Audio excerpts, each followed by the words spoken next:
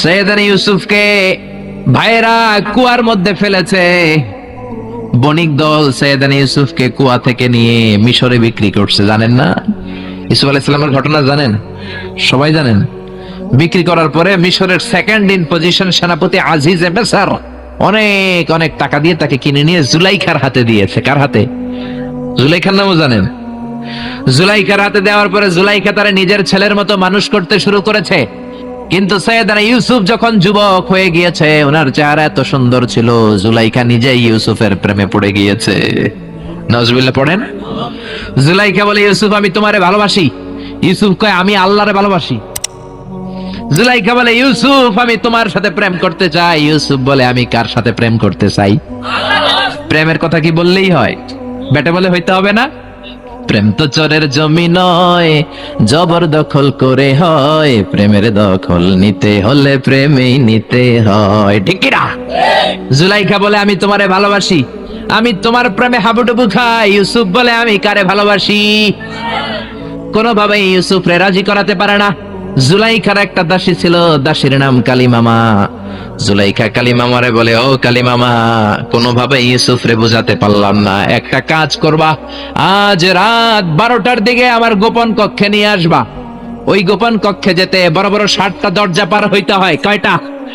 60টা দরজায় বড় বড় 60টা তালা লাগাবা, তারপরে ইউসুফরে আমার কাছে নিয়ে আসবা। ওই প্রাসাদটা আমি নিজে দেখে এসেছি, যে প্রাসাদের মধ্যে সৈয়দনা ইউসুফ আলাইহিস সালাম আর জুলাইখার এই ঘটনাটা ঘটেছে। মিশরে একটা থানা আছে, ওই থানার নাম বদরেশিন। ওই বদরেশিন থানায় একটা এলাকা আছে নাম আজিজিয়া। এই আজিজিয়া এলাকাতে এই প্রাসাদ তুফানের কবলে এখন ভেঙে পড়েছে। তার পাশেই আছে সিজনে ইউসুফ, ইউসুফের জেলখানা। এই জেলখানাটাও আমি দেখে এসেছি। এই জেলখানাতে ইউসুফ আলাইহিস সালাম 10 বছর জেলে বন্দী ছিল। মিশর একটা পাহাড় আছে তুর পাহাড়, যে তুর পাহাড়ের উপরে উঠে সাইয়েদনা মূসা আলাইহিস সালাম 2 বার আল্লাহর সাথে কথা বলেছেন, অনেকবার আল্লাহর সাথে কথা বলেছেন। ওই তুর পাহাড়ে আমি 2 বার উঠেছি। ওইটার উপর একটা মসজিদ আছে, একটা গির্জা আছে, একটা সিনাগোগ আছে। 3 ধর্মের লোকদের কাছে ওটা পবিত্র জায়গা, সবাই যায়। আমরা মুসলমানরাও যাই, ইহুদিরাও যায়। ইহুদিরা সিনাগোগে যে ইবাদত করে, খ্রিস্টানরা চার্চের ভেতরে, গির্জার ভেতরে যে ইবাদত করে, আমরা মসজিদের ভেতরে যে জিকির করি কার? লা ইলাহা লা ইলাহা ইল্লাল্লাহু মুহাম্মাদুর রাসূলুল্লাহ সাল্লাল্লাহু আলাইহি ওয়াসাল্লাম। এজন্য রব্বুল আলামিনের এমন ক্ষমতা, ছোট্ট বাচ্চার মুখেও জবান দিয়ে দিতে পারে কে? সৈয়দনা ইউসুফ আলাইহিস সালাম যখন যুবক হয়ে গেলেন, ওনার প্রেমে মাতোয়ারা। জুলাইখা মাতোয়ারা হয়ে যখন কোনোভাবেই ইউসুফকে আর কাবু করতে পারে না, তখন সৈয়দনা ইউসুফকে কাবু করার জন্য কালিমামাকে নির্দেশ দিয়েছে, নিজের দাসীকে নির্দেশ দিয়েছে, কালিমামা আজ রাত 12টায় আমার স্পেশাল প্রাসাদে 60টা দরজার মধ্যে বড় বড় তালা লাগিয়ে তুমি ইউসুফকে নিয়ে আসবা।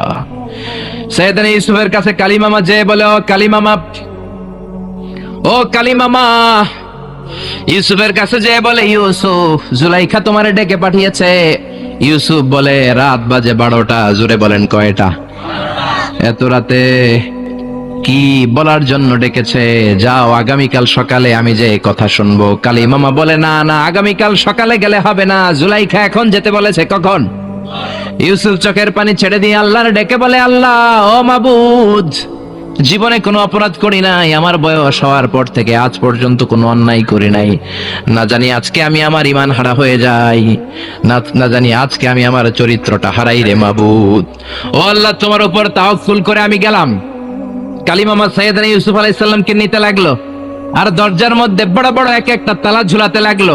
60টা তালা ঝুলানোর পরে সৈয়দনা ইউসুফকে স্পেশাল ঘরের মধ্যে ঢুকিয়ে কালিমামা আরেক দরজা দিয়ে বের হয়ে যায়। এখন ওই স্পেশাল গোপন কক্ষের মধ্যে শুধু 2 জন মানুষ, একজন নারী আরেকজন পুরুষ। চিল্লায় বলেন, একজন আরেকজন পুরুষ। জুলাইখা আর ইউসুফ। জুলাইখা বলে, ও ইউসুফ, বাঁচার কোনো মাধ্যম নাই, যে কোনো ভাবেই হোক আজকে আমি আমার মনোরঞ্জন করেই ছাড়বো, যেমন করেই হোক তোমার প্রেম আমি হাসিল করে ছাড়বো। আমি তোমারে ভালোবাসি। সৈয়দনা ইউসুফ বলে, আমি আল্লাহরে ভালোবাসি। কারে ভালোবাসি? সুবহানাল্লাহ কইবেন না? জুলাইখা বলে আমি তোমারে ভালোবাসি। সৈয়দনা ইউসুফ বলে ও জুলাইখা আমি আল্লাহরে ভালোবাসি। একের পর এক জুলাইখা তার দেহের কাপড় খুলতে শুরু করেছে, নিজেকে উপস্থাপন করতে শুরু করেছে। আল্লাহর নবী ইউসুফ ডান দিকে দৌড় দেয়, আবার বাম দিকে দৌড় দেয়। জুলাইখা বলে ইউসুফ বাঁচার কোনো মাধ্যম নাই, কারণ বড় বড় 60টা তালা 60টা দরজার ভেতরে আছে না নাই? আরো জোরে বলেন আছে রাডাই। পালানোর কোনো মাধ্যম নাই, যে কোনো ভাবেই হোক আমার হাতে তোমার ধরা দিতে হবে। সৈয়দনা ইউসুফ চোখের পানি ছেড়ে আল্লাহরে ডেকে বলে আল্লাহ জীবনে কোনো অপরাধ করি নাই, এই বিপদ থেকে তুমি আমারে বাঁচাও। আল্লাহ বললেন জিব্রাইল যাও যাও তাড়াতাড়ি তুমি ইউসুফের কাছে যাও, আমার নবী ইউসুফরে বাঁচাও। আমার নবী ইউসুফের কানের সামনে যে বলো ইলা নাহিয়াতিল বাব, দরজার দিকে দৌড়াও। কোন দিকে? আরো জোরে বলেন কোন দিকে? ইলা নাহিয়াতিল বাব, দরজার দিকে দৌড়াও। সাইয়েদনা জিব্রাইল বলে আমি পৃথিবীতে আমার পুরো জীবনে মাত্র কয়েকটা সময়ে খুব দ্রুত বাতাসের বেগে নেমে এসেছিলাম, এর মধ্যে ওই দিন যেদিন ইউসুফের কাছে ঈমান বাঁচানোর জন্য আল্লাহ আমারে পাঠিয়েছিল। আরেকদিন হচ্ছে যে দিন ইসমাইলকে বাঁচানোর জন্য আল্লাহ আমারে দুম্বা দিয়ে পাঠিয়েছিল। আল্লাহু আকবার। সৈয়দনা ইব্রাহিম সৈয়দনা ইসমাইলকে জবাই করার জন্য বড় একটা তলোয়ার নিয়ে যখন কুরবানি করতে শুরু করলো, আল্লাহ বললেন ও জিব্রাইল জান্নাত থেকে দুম্বা নিয়ে তাড়াতাড়ি দুনিয়ায় ছুটে যা, আমার ইসমাইলের গলার একটা পশমও যাতে না কেটে যায়। সৈয়দনা জিব্রাইল বাতাসের বেগে আল্লাহু আকবার আল্লাহু আকবার আল্লাহু আকবার বলতে বলতে দুম্বা নিয়ে চলে এসেছিলেন। তিনি বলেন আমি এই সময়টাতে সবচেয়ে দ্রুত বেগে জমিনে নেমেছি, আবার সৈয়দনা ইউসুফের ঈমান বাঁচানোর জন্য আমি দ্রুত নেমেছি। আল্লাহু আকবার। সৈয়দনা ইউসুফ চোখের পানি ছাড়ে জিব্রাইল কানের কাছে এসে বলো ইউসুফ ইলা নাহিয়াতিল বাব, আল্লাহ বলছে দরজার দিকে দৌড়ান। সৈয়দনা ইউসুফ বলে জিব্রাইল দরজার মধ্যে তো বড় বড় তালা লাগানো। জিব্রাইল বলে ও ইউসুফ আমি জানি না, আল্লাহ শুধু এই মেসেজটা দিয়েই আমারে পাঠিয়েছে, দরজার দিকে দৌড়াও। সৈয়দনা ইউসুফ আল্লাহর উপর তাওয়াক্কুল করে দরজার দিকে দৌড়ালেন। জুলাইখা মনে মনে হাসে। জুলাইখা বলে দরজায় তালা আছে না নাই? আমি ওই তালা খুলে দেওয়ার সাধ্য আমার আল্লাহর আছে না নাই? সৈয়দনা ইউসুফ যখন প্রথম দরজার কাছে যায়, কি আজীব তামাশা, প্রথম দরজার কাছে যাওয়ার সাথে সাথেই মুহূর্তের মধ্যে টাস টাস করে প্রথম দরজার তালা খুলে যায়। কোরআনের ভেতরে এই ঘটনা আছে না নাই? ওয়া গাল্লাকাতিল আবওয়াব ওয়া ক্বালাত হাইতা লাক ক্বালা মাআদাল্লাহ, 60টা দরজায় 60টা তালা মেরেছে। তিনি দৌড়াতে লাগলেন, একটার পর একটা দরজার তালাগুলো খুলে দিতে লাগলো কে? মুসার মতো ঈমান হলে রাস্তা হবে সাগর জলে, ইউসুফের মতন ঈমান হলে একে একে দরজা খুলে। ইব্রাহিমের মতন ঈমান যদি আজও থাকে বিদ্যমান, অগ্নিকুণ্ডে দেখতে পাবে খুবসুরত এক ফুলবাগান। সুবহানাল্লাহ। 6টা দরজার তালা খুলে যাওয়ার পরে সপ্তম দরজার সামনে যখন সৈয়দনা ইউসুফ এসেছে, আল্লাহু আকবার বলে দরজার মধ্যে ধাক্কা দেয়, কিন্তু দরজা খুলে না। পিছন দিয়ে জুলাইখা আছে না নাই? আউলা কেশে পাগলা বেশে জুলাইখাও দৌড় দিয়েছে সৈয়দনা ইউসুফকে ধরার জন্য। ঠিকই ধরে ফেলেছে। সৈয়দনা ইউসুফের জামায় ধরে টান দেয়াতে সৈয়দনা ইউসুফ আলাইহিস সালামের জামার পেছন দিয়ে ছিঁড়ে গিয়েছে। ইন দা মিন টাইম দরজাটাও খুলে গিয়েছে। দরজা খুলে যাওয়ার পরে দুইজন তাকিয়ে দেখে আজিজে মেসের দাঁড়ানো, জুলাইখার স্বামী দাঁড়ানো। জুলাইখার স্বামী এই দৃশ্য দেখে তো অবাক, কিরে রাত বাজে 2টা, ইউসুফ হাঁপাচ্ছে ঘামাচ্ছে আর জুলাইখার দেহের কাপড় চোপড়ের অবস্থা ভালো না। কি ঘটনা ঘটেছে আমার বলো। ফালিয়াতাকাল্লাম আহাদুকুমা শাইআন, দুজনের একজন আমাকে কিছু তো বলো। কেউ কিছু বলে না। জুলাইখা সামনে এসে বলে আজিজে মেসর, দুধ কলা দিয়ে আমরা এতদিন সাপ পুষেছি, আজকে গভীর রাতে 7 দরজায় 60টা তালা মেরে ইউসুফ আমার ইজ্জতহানির জন্য ঘরে হামলা দিয়েছে। হাসানা মিসা সোরের মার বড় গলা, যুগে যুগে আছে না নাই? আজিজে মেসর বলে তোমার কোনো সাক্ষী আছে? জুলাইখা কয় আছে। কে সাক্ষী? আমার দাসী কালী মামা। এই কালী মামা সত্যি নাকি? কয় 100% সত্য। এরকম সাক্ষী বাংলাদেশও আছে না নাই? ঘটনার সময় জন্ম হয় নাই, ঘটনার সময় বয়স ছিল 2 মাস, কিন্তু সাক্ষী দেয়। ওই সাক্ষীর উপর ভিত্তি করে রায় হয়, ওই সাক্ষীর উপর ভিত্তি করে বিচার হয়, ওই সাক্ষীর উপর ভিত্তি করে জেল হয়, ফাঁসি হয়, আছে না নাই? জোরে বলো না ছেড়ে নাই। আজিজে মেসর বলে ও ইউসুফ কেমন করে এই কাজ করলা? তোমার মৃত্যুদণ্ড দেয়া হবে, এখনই মৃত্যুদণ্ড দেয়া হবে। জল্লাদের কাছে তোমার যাওয়ার দরকার নাই, জল্লাদ তোমার সামনে এসে এখনই তোমার ঘাড় কেটে ফেলবে। মাথাটা দেহ থেকে আলাদা করে দিবে। তোমার কোনো সাক্ষী থাকলে বলো। সাইয়েদনা ইউসুফ বলে, আমার কোনো সাক্ষী নেই। আল্লাহ বললেন, জিব্রাইল তাড়াতাড়ি যা, ইউসুফের কানের কাছে যে বল, জুলাইখার খালাতো বোন গতকাল প্রাসাদে বেড়াতে এসেছে। জুলাইখার খালাতো বোনের ছোট্ট একটা 2 মাসের দুধের বাচ্চা, ওইটার নাম হলো কিসিন। ইউসুফ তুমি হাত তুলে বলো, কিসিন হলো আমার সাক্ষী। সুবহানাল্লাহ। আইজে মেসর বলে, আতুরিদু আন তাসখারা মিন্নি, ইউসুফ এটা তুমি কি বলো? কিসিন কেমনে সাক্ষী দেবে? বয়স মাত্র 2 মাস, দুধ খায়, মায়ের কোলে কাঁদে। ইউসুফ বলে, আমি এত কিছু জানি না, কিসিন আমার সাক্ষী।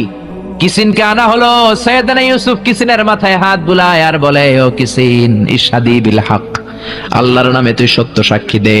ছোট্ট 2 মাসের দুধের বাচ্চা কিসিন বড়দের মতো কথা বলতে শুরু করলো, বলতে আরম্ভ করলো, ইন কানা কামিসুহু কুদ্দা মিন কুবুলিন। সুবহানাল্লাহ পড়েন। ইন কানা কামিসুহু কুদ্দা মিন কুবুলিন ফাসাদাকাতু হুয়া মিনাল কাযিবিন ওয়া ইন কানা কামিসুহু কুদ্দা মিন দুবুরিন ফাকাযাবাতু হুয়া মিনাস সাদিকিন। ও আজিজে মিসর, ইউসুফের জামা চেক করো। জামার সামনের দিক দিয়ে ছেঁড়া হলে ইউসুফ দোষী, আর জামার পেছনের দিক দিয়ে যদি ছেঁড়া থাকে তোমার বউ জুলাইখা দোষী। জামার কোন দিক দিয়ে ছেঁড়া? জোরে বলেন। ছোট্ট কিসিনের সাক্ষীর মাধ্যমে সাইয়েদনা ইউসুফকে বাঁচায়া দিল কে? আরো জোরে বলেন, কে? এই একটা বাচ্চা সাক্ষী দিয়েছে। 2 নাম্বার, নবীদের মধ্যে সবচেয়ে সুন্দর কণ্ঠ ছিল কোন নবীর জানেন? দাউদ আলাইহিস সালামের।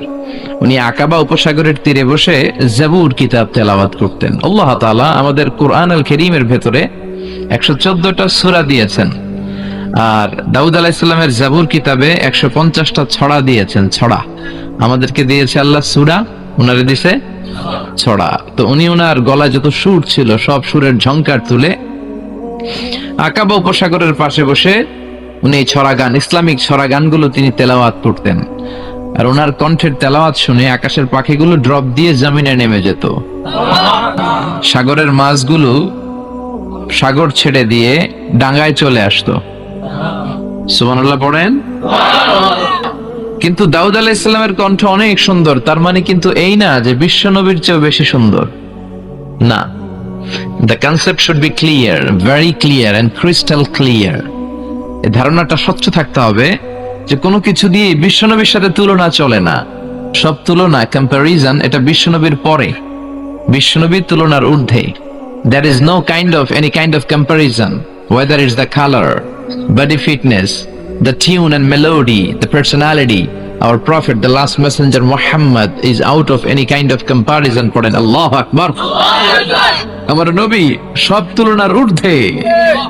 এটা চেহারার দিক থেকে হোক, গায়ের শক্তির দিক থেকে হোক, গলার সুরের দিক থেকে হোক, আর ব্যক্তিত্বের দিক থেকে হোক, কোন নবীর সাথে আমার নবী, বিশ্ব নবী, পেয়ারা নবী মুহাম্মদ রাসূলুল্লাহ সাল্লাল্লাহু আলাইহি সাল্লামের সাথে কি কোনো তুলনা চলে? জোরে বলেন। দাউদ আলাইহিস সালামের কণ্ঠ ছিল বড় মিষ্টি, তবে বিশ্ব নবীর চাইতে মিষ্টি নয়। বিশ্ব নবীর কণ্ঠ ছিল পাগল করা। কারে আব্দুল বাসিত ইবনে আব্দুস সামাদের তেলাওয়াত শুনে পৃথিবী পাগল হয়ে যায়। মিশরি রাশেদ আল আফাসির তেলাওয়াত শুনে বিশ্ববাসী পাগল হয়ে যায়। শাইখ আব্দুর রহমান আস-সুদাইসির তেলাওয়াত শুনে বিশ্ববাসী পাগল হয়ে যায়। কারি আব্দুল বাসিত ইবনে আব্দুস সামাদ পাকিস্তানে একটা কনফারেন্সে কোরআনের আয়াত তেলাওয়াত করেছিলেন বিভিন্ন সুরে, সুরের ঝংকার তুলে। ইন্দিরা গান্ধী ছিল চিফ গেস্ট, প্রধান অতিথি। উনি কাঁদতে কাঁদতে বেহুশ হয়ে গেছেন, ওনারে কেউ ধরে রাখতে পারে না। সুবহানাল্লাহ পড়বেন না? জামাল আব্দুল নাসের মিশরের প্রেসিডেন্ট, উনি কারি আব্দুল বাসিত ইবনে আব্দুস সামাদকে সোভিয়েত ইউনিয়ন নিয়ে গেলেন, যেটাকে বর্তমানে আমরা বলি রাশিয়া।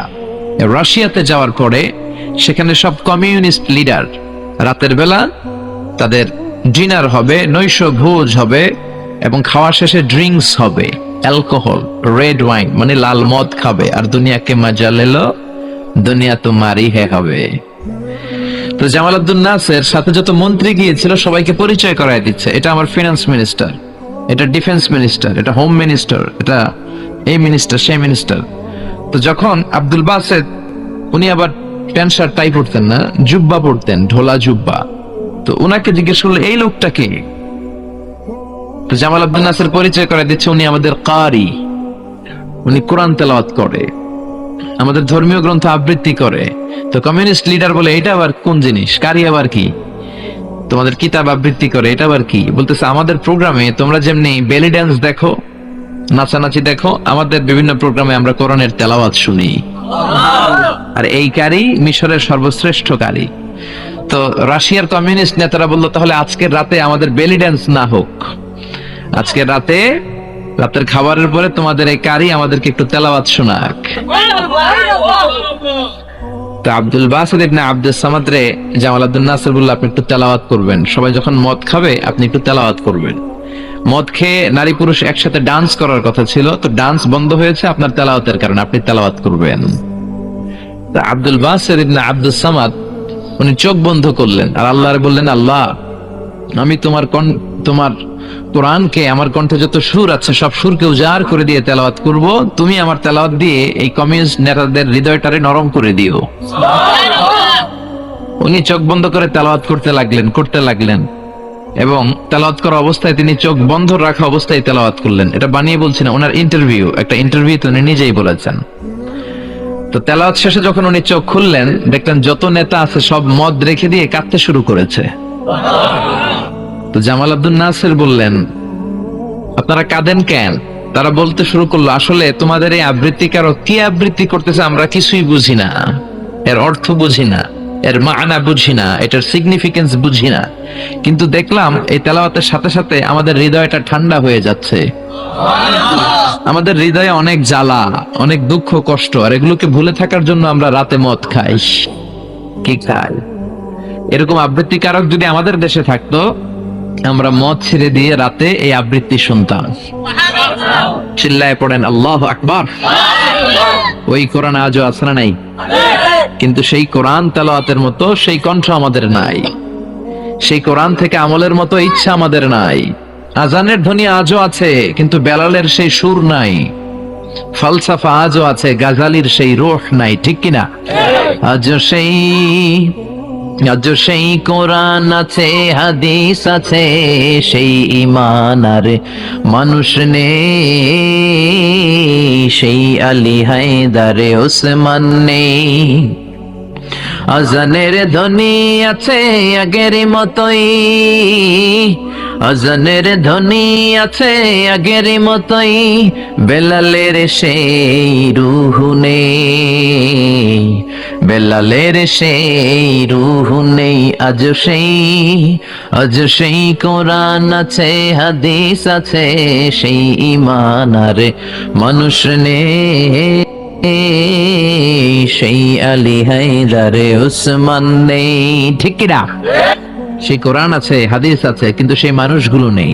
আল্লাহ আমাদেরকে ওই রকম মানুষ হওয়ার তৌফিক দান করো, আমরা পড়ি আমিন।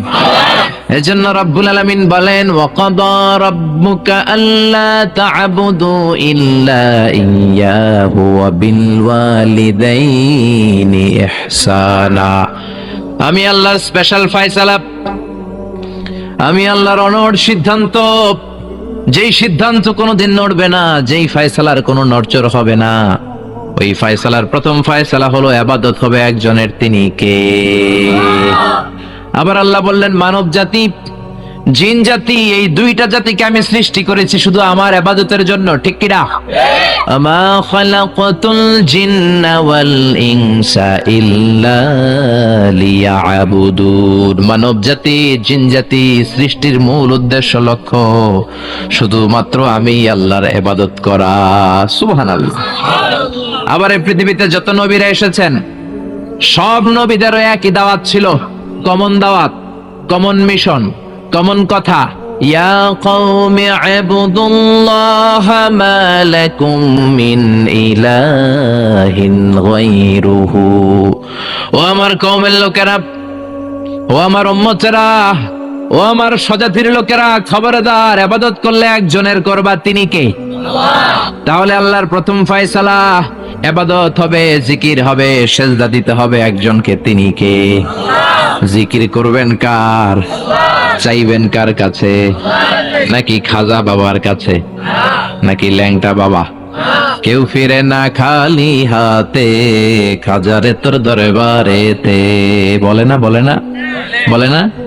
আরে কত দরবার থেকে কত মানুষ খালি হাতে ফিরে আসে, দামি মোবাইল নিয়ে ঢুকছে, চোরে মোবাইল চুরি করে নিয়ে গেছে, এখন মোবাইল তো নাই, খালি হাতে ফিরে আস, কি করবে?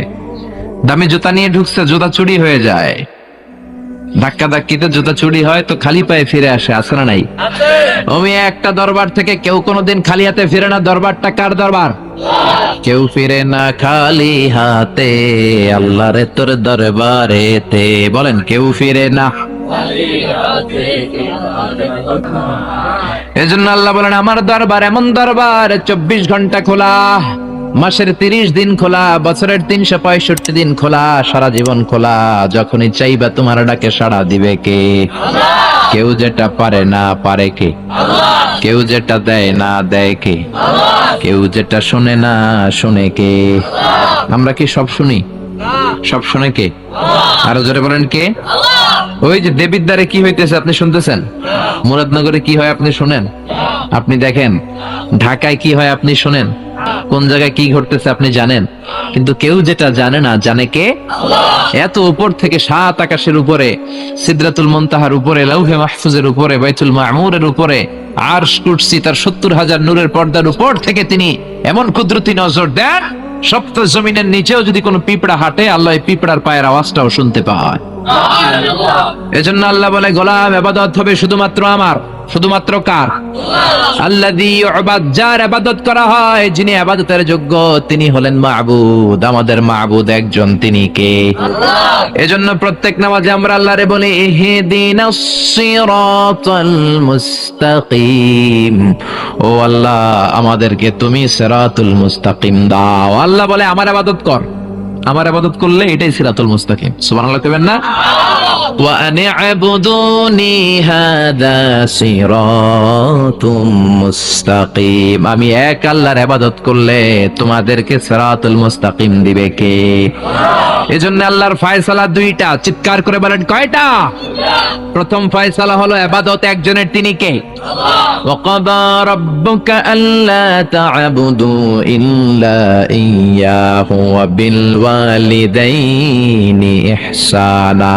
আমি আল্লাহর স্পেশাল ফয়সালা, বিশেষ ঘোষণা, অনর ঘোষণা, অনর সিদ্ধান্ত, ইবাদত হবে একমাত্র শুধুমাত্র কেবলমাত্র আমার আল্লাহর। কার? তাহলে আল্লাহর প্রথম সিদ্ধান্ত, আল্লাহ ছাড়া অন্য কাউরে অন্য কাউর ইবাদত করা যাবে না, অন্য কাউকে সিজদা দেয়া যাবে না। কিন্তু কিছু লোক আছে মসজিদে আল্লাহরও সিজদা দেয়, এই যে মসজিদ ঢুকে আল্লাহর সিজদা দিবে, আর আশেপাশে মাজার থাকলে মাজারে জয় সিজদা দেয়, আছে না নাই? মহিলারা বেশি দেয়। আমাদের মহিলারা 2 জায়গায় বেশি যায়, এক যায় মাজারে, 2 যায় বাজারে, ঠিক কিনা? মসজিদে তাদের জায়গা নাই, মাহফিলের প্যান্ডেলে মহিলাদের জন্য প্যান্ডেল হয় না, এজন্য কই যাবে? যায় বাজারে আর মাজারে, আছে না নাই? সিজদা দিয়ে মুশরিকদের কাতারে নাম তোলে। যদি জিজ্ঞেস করেন মায়েরা কেন যান, বলবে আমার সন্তান হয় না।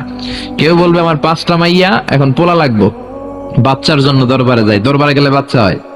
তাহলে ছাগলের যে বাচ্চা হয়, ছাগলে কোন দরবারে যায়? গাভী যে প্রতি বছর একটা করে বাছুর দেয়, গাভী কোন দরবারে গেল? কথা কি আপনাদের মাথায় ঢুকে? এজন্য সিজদা পাবার অধিকারী একজন, তিনি কে? আল্লাহ বললেন, আমি আল্লাহর প্রথম ফয়সালা, খবরদার, এক আল্লাহ ছাড়া অন্য কারো ইবাদত করা যাবে? আল্লাহর প্রথম সিদ্ধান্তের সাথে আমরা একমত না দ্বিমত? সবাই একমত। দ্বিমত পোষণকারী কেউ নাই? 1-2 জন থাকতেও পারে। আছে আছে আছে আছে। তাহলে আসেন দ্বিতীয় সিদ্ধান্তের দিকে, যে আল্লাহ বললেন, ওয়া বিল ওয়ালিদাইনি ইহসানা। আমি আল্লাহর দ্বিতীয় সিদ্ধান্ত, যেহেতু প্রথম সিদ্ধান্তের সাথে তোমরা সবাই একমত, এবার আমার দ্বিতীয় সিদ্ধান্ত শোনো, ওয়া বিল ওয়ালিদাইনি ইহসানা। মাতা পিতার সাথে ইহসান করবা। কার কথা? ইবাদত হবে আল্লাহর, ইহসান হবে মাতা পিতার। আমরা বললাম আল্লাহ আপনার ইবাদত করব, এটা বুঝলাম, কিন্তু মাতা পিতার সাথে কেমন করে ইহসান করব বুঝিয়ে বলেন। ইহসান কি? আল্লাহ নিজেই ইহসানের ব্যাখ্যা দিচ্ছেন, আল্লাহ নিজেই কোরআনে ইহসানের তাফসীর করছেন। আল্লাহ বললেন, ইম্মা يبلغن عندك الكبر أحدهما أو كلاهما فلا تقل لهما أف। ইহসান কাকে বলে? বান্দা শোনো শোনো, তোমাদের মা কিংবা বাবা, একজন কিংবা 2 জন, যখন বার্ধক্যে উপনীত হয়ে যায়, যখন বয়স্ক হয়ে যায়, তাদের কোনো কর্মকাণ্ডে খবরদার নাক ছিটকানো যাবে না, উফ আহ করা যাবে না, উফ শব্দটাও বলা যাবে না। কারণ তুমি তোমার আব্বা আম্মারে কম কষ্ট দাও নাই। তুমি যখন পেশাব করেছো, পায়খানা করেছো, তোমার আব্বা তোমাকে ঘর থেকে বের করে দিয়েছে নাকি? কথা বলেন। শীতের রাতে ডান দিকে নিয়ে তোমার মা তোমারে ঘুমালো, শীতের রাতে ডান দিকে পেশাব করে ভিজিয়ে দিয়েছো, মা তোমারে ঘর থেকে বের করে দেয় নাই, মা তোমারে বাম দিকে রেখেছে, বাম দিকেও পেশাব করছো, মা তখনও বের করে দেয় নাই, বুকের উপরে রেখেছে। রাত 3টার দিকে মাঘ মাসের শীতে, কনকনে শীতে বুকের উপরে পেশাব করে মায়ের শাড়িটা ভিজিয়ে দিয়েছো। রাত 3টার দিকে উঠে তোমার মা একটা জামা পরে আবার তোমারে বুকে নিয়ে ঘুমায়। তোমার মা কি তোমারে বের করে দিছে নাকি? পেশাব করে পায়খানা করে ঘরটারে তুমি ছারখার করেছো, তারপরে তোমার মা বাবা তোমারে বের করে দেয় নাই, তোমারে ঘর থেকে তাড়িয়ে দেয় নাই, তোমার এতিমখানায় রেখে আসে নাই। তোমার মা বাবা বয়স্ক হওয়ার কারণে তাদের কোনো কর্মকাণ্ডে খবরদার নাক ছিটকাবা না, এমনকি উহ আহ উফ শব্দটাও করা যাবে না। কার কথা? মা বাবা তোমারে ঘর থেকে যেমনি বের করে নাই, মা বাবা যেমনি তোমার এতিমখানায় দিয়ে আসে নাই, তেমনি তোমার মা বাবা যখন বয়স হয়ে যায়, বার্ধক্যে পৌঁছে যায়, মা বাবারে খবরদার বৃদ্ধাশ্রমে দিয়ে এসো না। কার কথা? বৃদ্ধাশ্রম বাংলাদেশে আছে না নাই? ছেলে আমার মস্ত মানুষ, মস্ত অফিসার, মস্ত ফ্ল্যাটে যায় না দেখা এ পার ও পার, নানান রকম জিনিস আর আসবাব দামি দামি, সবচেয়ে কম দামি ছিলাম একে মাত্র আমি। ছেলের আবার আমার প্রতি অগাধ সম্ভ্রম, আমার ঠিকানা তাই বৃদ্ধাশ্রম। ঠিক কি না? কপাল পর অনেক ডাকাত আছে, মা বাবা বয়স হয়ে যাওয়ার কারণে তাদের কর্মকাণ্ডগুলো আর ভাল লাগে না, মা বাবারে বৃদ্ধাশ্রমে দিয়ে আসে। যেই ছেলে মেয়েগুলো মা বাবারে বৃদ্ধাশ্রমে দেয়, তোদের কপালে বুড়া হইলে বৃদ্ধাশ্রম জুটবে না, ভাঙ্গা থালা হাতে নিয়ে তুই ভিক্ষা করে খাবি। ঠিক কি না? এজন্য আল্লাহ বলে ইহসান কারে বলে, শোনো শোনো, ইম্মা ইয়াবলুগান্না ইনদাকাল কিবারা আহাদুহুমা আও কিলাহুমা ফালা তাকুল লাহুমা উফ। মা বাবা একজন কিংবা দুইজন যখন বার্ধক্যে উপনীত হয়ে যায়, খবরদার তাদের কোনো কাজে উফ শব্দটাও করো না। কে বললেন? জোরে বলেন না, কে বললেন? তারা পেশাব করবে, এটা তুমি পরিষ্কার করবা, না পারলে কাউরে দিয়ে করাবা। তারা যেমনি তোমারে বের করে দেয় নাই, তুমিও বের করে দিতে পারবা না, এটাই ইহসান। ঠিক কি না? এজন্য আল্লাহ বললেন ওয়াবিল ওয়ালিদাইনি ইহসানা, মাতা পিতার সাথে ইহসান করবা, এটা আমার দ্বিতীয় সিদ্ধান্ত। আমরা বললাম আল্লাহ ইহসানের ব্যাখ্যা কি? আল্লাহ বললেন মা বাবা একজন কিংবা দুইজন যদি বয়স্ক হয়ে যায়, তাদের কোনো কাজে নাক ছিটকানো যাবে না। 2 নম্বর ইহসানের ব্যাখ্যা, ওয়ালা তানহারহুমা, মা বাবারে ধমক দিও না। মা বাবারে ধমক দেয় এরকম বেয়াদব আছে না নাই? এরকম ডাকাইত আছে না নাই? এই এলাকায় নাই? অন্যান্য সবার সাথে খুব মিষ্টি ভাষায়, ভদ্র, খুব প্রেস্টিজিয়াস লোক, কিন্তু মায়ের সাথে খারাপ আচরণ, ধমকি দিয়ে কথা বলে, ঝিড়কে দিয়ে কথা বলে, মারে ডাকে বুড়ি, বাবারে ডাকে বুড়া, এরকম ডাকাত আছে না নাই? কেমন করে মারে তুমি বুড়ি বলে ডাক দাও? তোমার মা বাবা তো বুড়া বুড়ি হয়েছে তোমার কারণে, তোমারে মানুষ করতে যে তারা তাদের জীবন যৌবন শেষ করেছে, তোমার লেখাপড়া করাতে যে তারা তাদের জমি জমা হারিয়েছে, তোমারে বিদেশে পাঠাতে যে তারা তাদের ভিটে মাটা ছাড়া হয়েছে। কেমন করে মারে তুমি বুড়ি ডাকো, বাবারে তুমি বুড়া ডাকো? খবরদার, আল্লাহ বললেন ওয়ালা তানহারহুমা, আব্বা আম্মা কাউরে তোমরা ধমক দিও না। ধমক দেয়া যাবে? কথা বলেন। এরপর আল্লাহ বললেন ইহসানের 3 নম্বর ব্যাখ্যা, ওয়াকুল লাহুমা কওলান কারীমা, মা বাবা দুইজনের সাথে ভালো আচরণ করো, কোমল ভাষায় কথা বলো। কার আইন? আইনটা কার? যত কার্টিসি তুমি জানো, যত ভদ্রতা, যত পোলাইটনেস, যত হাম্বলনেস তোমার জানা আছে, সব ভদ্রতাকে উজাড় করে মা বাবার সাথে কথা বলো। চিল্লা এখন ঠিক কি না?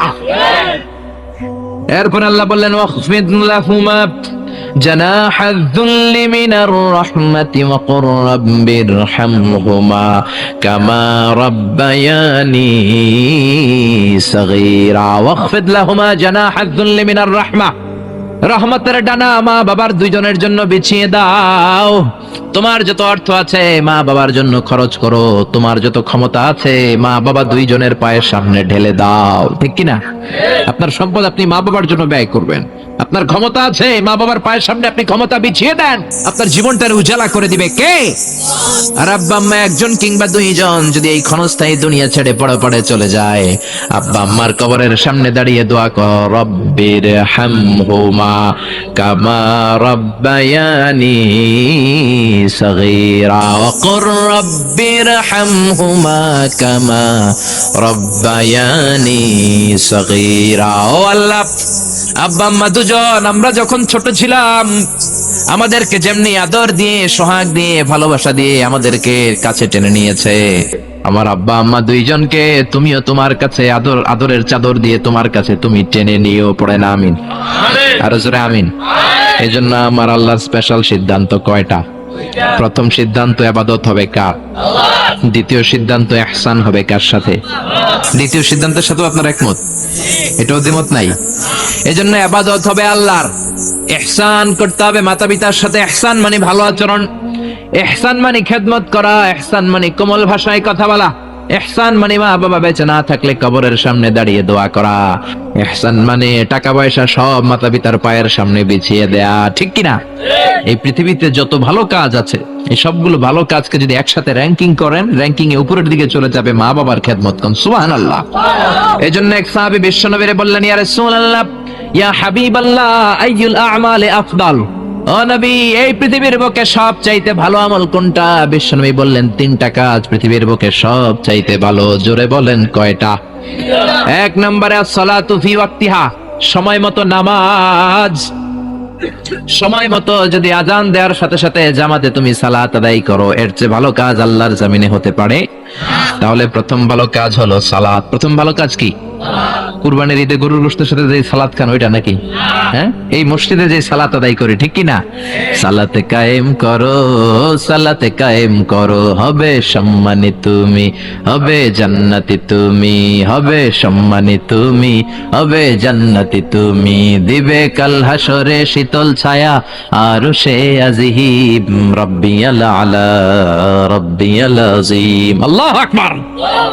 এজন্য বিশ্বনবী বললেন 1 নাম্বার ভালো কাজ হলো সময় মতো নামাজ। 2 নাম্বার সবচাইতে শ্রেষ্ঠ কাজ হলো বিররুল ওয়ালিদাইন, মাতা পিতার খেদমত করা। 3 নম্বরে আল জিহাদু ফি সাবিলিল্লাহ, আল্লাহর রাস্তায়, আল্লাহর জমিনকে, আল্লাহর জমিনে আল্লাহর দ্বীন বাস্তবায়নের জন্য, দ্বীনের আন্দোলন করার জন্য, দ্বীনকে প্রতিষ্ঠা করার জন্য জিহাদ করা। ওই জিহাদ হলো 3 নম্বরের ভালো কাজ। তার মানে পৃথিবীর শ্রেষ্ঠ আমলগুলোর মধ্যে মা বাবার খেদমতটা আছে না নাই? আবার আরেক হাদিসে বললেন, বিশ্বনবী বললেন, মা বাবার খেদমত করা জিহাদের চাইতেও বেশি সওয়াব। সুবহানাল্লাহ। বাড়িতে যে কইেন, চিল্লায় পড়েন আল্লাহু আকবার। এক সাহাবী আসলো বিশ্বনবীর কাছে, ইয়াস্তাযিনুল জিহাদ, এসে বলল, নবী আমারে অনুমতি দেন, আমি জিহাদের ময়দানে যেতে চাই। বিশ্বনবী বললেন, ও সাহাবী, তোমার আব্বা আম্মা কেউ বেঁচে আছে নাকি? সাহাবী বললেন, আছে। বিশ্বনবী বললেন, জিহাদে যাওয়ার দরকার নাই, ফাফিহিমা ফাজাহিদ, ঘরে যাও, বাবা মার খেদমত করো। মা বাবার খেদমত করলে ঘরে বসেই জিহাদের সওয়াব পাবা। আপনার আব্বা আম্মা যদি খুশি হয়, খুশি হয়ে যায় কে? আব্বা আম্মা বেজার হলে বেজার হয় কে? রিদার রাব্বি ফি রিদাল ওয়ালিদ ওয়া সাখাতুর রাব্বি ফি সাখাতিল ওয়ালিদ। আপনার বাবা মা যদি আপনার উপর খুশি হয়ে যায়, রব্বুল আলামিন আরশের উপর থেকে আপনার উপর খুশি হয়ে যায়। সুবহানাল্লাহ বলেন। এজন্য মা বাবার দোয়া নেওয়ার দরকার আছে না নাই? বাবা হলো আমাদের বড় পীর সাহেব, মা হলো সবচেয়ে বড় ওলি। পৃথিবীর সবগুলো ওলি মিলে যদি একটা গ্লাসের পানির মধ্যে পুরো কোরআন খতম করে ফু দেয়, আর আপনার আম্মা জান যদি শুধু বিসমিল্লাহ পরে আরেকটা গ্লাসের পানির মধ্যে ফু দেয়, আল্লাহর কসম আপনার মা যেই গ্লাসের পানিতে ফু দিয়েছে ওই দোয়াটা সবার আগে কবুল হয়ে যাবে। কি বরকত, কি নিয়ামত। ঘরের মধ্যে থুইয়া আমরা কই যাই? ডাব লইয়া, লাউ লইয়া, মুরগি লইয়া, ঠিক কি না? এজন্য খেদমত করতে হবে মা বাবার, দোয়া নিতে হবে মা বাবার কাছে। অনেক কপাল পোড়া আছে, মাজারে যে মশারি দেয় কিন্তু নিজের বাবারে মশাই কামড়ায়, মারে মশাই কামড়ায়, আছে না নাই? মাজারে মশারি টাঙ্গায় রাখে, ওর বাবারে কামড়াবে। ভন্ডের এক শের, ঠিক কিনা? এই ভন্ডের সাথে, ভন্ডামির সাথে ইসলামের কোন সম্পর্ক? দো দিল বান্দা কালমা চোর, না পায় শ্মশান না পায় ঘোর, দিন থাকিতে আইরে পথে ছাইড়া দে ভন্ডামি, ভন্ডামি ভন্ডামি ভন্ডামি। এদেশে ভন্ডামি আছে না নাই? এলাকা একটু কম না? নামাজ কালাম পড়ে না, ইবলিস শয়তানের নানা, আছে না নাই? নামাজ রোজা করে না, ইবলিস শয়তানের নানা, ধর্মের একখান খুঁটি ধইরা কয়দিন করবা হয়রানি। ভণ্ডামি ভণ্ডামি ভণ্ডামি, ছাইড়া দে ভণ্ডামি, ঠিক কি না? এজন্য এই ভণ্ডামির সাথে ইসলামের কোনো সম্পর্ক নাই। অনেক কপাল পোড়া মাজারে যায় মশারি টাঙায়, কিন্তু নিজের মায়ের মশাই কামড়ায়, নিজের বাবারে মশাই কামড়ায়, আছে না নাই? পৃথিবীর সবাই মিলে দোয়া করলেও কবুল নাও হতে পারে, কিন্তু মা দোয়া করার সাথে সাথে এই দোয়াটা কবুল করে নেয় কে? এজন্য বিশ্বনবী বললেন, জান্নাত তোমাদের মায়ের পায়ের তলায়। আল জান্নাতু তাহতা আকদামি উম্মাহাতিকুম। ও দুনিয়ার মানুষেরা শোনো শোনো, 8টা জান্নাত আমি তৈরি করে রেখেছি তোমাদের জন্য, আর এই জান্নাত গুলো আছে তোমাদের মায়ের পায়ের তলায়। ওগো মা তুমি এই ধরনের শ্রেষ্ঠ নেয়ামত, তোমারই পদ তলে রয়েছে জান্নাত। ওগো মা তুমি এই ধরনের শ্রেষ্ঠ নেয়ামত, তোমারই পদ তলে রয়েছে জান্নাত। সুবহানাল্লাহ পড়েন। ও মিয়া, এই পৃথিবীর পুরুষ মানুষগুলোর পায়ের নিচে থাকে জোতা, জোতার নিচে থাকে মাটি আর বালি, আর এই পৃথিবীর মহিলা মানুষদের মায়েদের পায়ের নিচে আল্লাহর জান্নাত আছে না নাই? জোরে বলেন। তাহলে যেই মায়ের পায়ের নিচে জান্নাত, ওই পায়ের দাম বেশি না কম? এই পৃথিবীটারে 1000 বার বিক্রি করলে বিক্রির টাকা দিয়ে জান্নাতের একটা চেয়ারের দাম হবে? আর যে 8টা জান্নাত মায়ের পায়ের নিচে পড়ে আছে, ওই পা দুইটার দাম আল্লাহর কাছে বেশি না কম? জোরে বলেন। এই জন্য দোয়া চাবেন মায়ের কাছে, দোয়া চাবেন বাবার কাছে, হাদিয়া দিবেন সবার আগে আম্মারে, সবার আগে আব্বারে। চাকরি থেকে বেতনটা পাওয়ার পরে ওইখান থেকে সবার আগে যেই টাকাটা হাতে তুলে দিবেন, ওই টাকাটা মায়ের হাতে দিবেন। কার কাছে?